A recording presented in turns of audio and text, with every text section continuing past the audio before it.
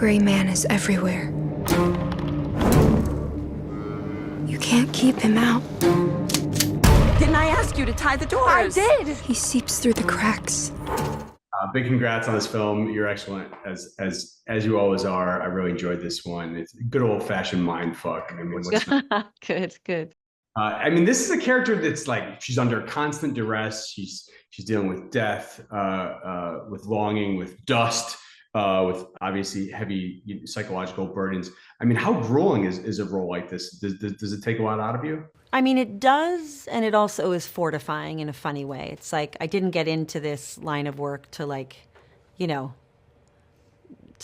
only suffer. It's like it is a really rewarding thing to be able to explore these themes and to go to these places emotionally, and you exorcise some of these things in your work, and then in your life you don't have to kind of plumb the depths of them because you're like, I did that yesterday for 10 hours and I don't have to investigate that anymore for a minute, so that part of it, so it's not that it's not grueling. It takes a lot out of you. Your body doesn't really know the difference between what you're simulating and what is real. So mentally I know that I'm not actually I'm in peril at every given moment throughout the day, but physically sometimes your body kind of keeps the score a little bit. So sometimes it's the hangover from that's sort of a challenge.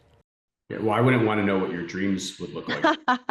Your mind doesn't know how to necessarily shut it off sometimes when you go to sleep, right? That's correct. I heard someone say that they'd see this movie for your iconic scream alone. I don't know if you know this, but your scream is iconic. Is that something you take pride in? Is that something you've worked on? Listen, I've heard the gamut on the old interwebs, which is, the scream that sounds like a horse being stepped on. I don't know. And then there's also the people who really like it. And I guess at the end of the day, iconic is a great word. I'll take it. It sounds celebratory and nice. I know some people don't like it, but the truth is it's just the sound of I'm not trying to offend anyone. It's just the sound of my scream. And I would like to know what all of those naysayers would sound like if they were put in a similar situation. Yeah, I'm just like, let's line up and let's hear your scream. Hey, let's get some screams in the comments. Let's get some screams in the comment section and let's just start hearing them, and I'll just determine whether I think they're good or not. I give it right back to him. I honestly had no idea that your scream was divisive. Well, I think predominantly I've got the fans of it, but there are people who don't like it. The minority. I get it.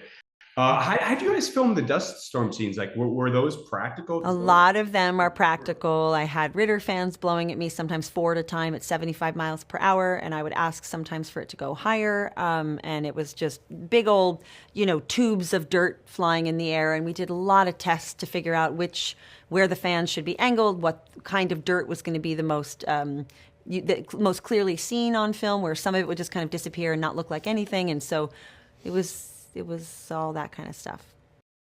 Wow. Yeah.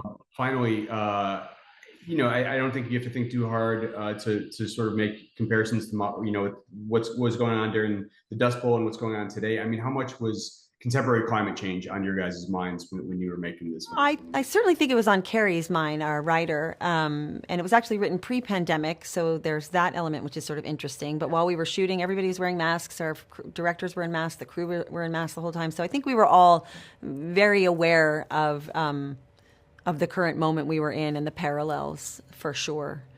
Yeah. Well, hell of a job. Thank you. Such a delight to speak with you. I appreciate it. Thank you. You too. Thank you so much.